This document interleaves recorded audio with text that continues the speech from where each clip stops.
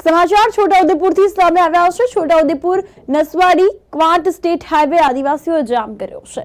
છેલ્લા કેટલાય મહિનાથી અનેક રજૂઆત બાદ પણ પ્રશ્ન હલ ન થતા ગ્રામજનોમાં આક્રોશ જોવા મળ્યો છે। રોડ બંધ કરતા વાહનોની લાઈનો લાગી છે તો કડવાના ગ્રામજનો હાઈવે ચક્કાજામ કર્યો છે। વર્ષો જૂનો ગાડાચીરો રસ્તો જે છે એક ખાનગી વ્યક્તિએ જમીન લીધા બાદ બંધ કરાયો છે તો આ મામલો ગરમાયો છે। તો નસવાડી મામલતદારને આવેદનપત્ર સાથે અનેક રજૂઆત બાદ પ્રશ્ન ન હલ થતા ગ્રામજનોમાં ભારે આક્રોશ જોવા મળ્યો છે। નસવાડી પોલીસ ઘટના સ્થળે પહોંચી છે। ચક્કાજામ કરેલ રસ્તો જે છે ત્યાં પહોંચી છે તો યુવકે ડીઝલ નાખીને સળગી જવાનો પ્રયાસ પણ કર્યો છે તેવું સામે આવ્યું છે। મહત્વના સમાચાર સામે આવી રહ્યા છે તો અંતર્ગત રજૂઆત કરવા છતાં પણ આનો ઉકેલ આવ્યો નથી। ગ્રામજનોમાં ભારે આક્રોશ જોવા મળ્યો છે।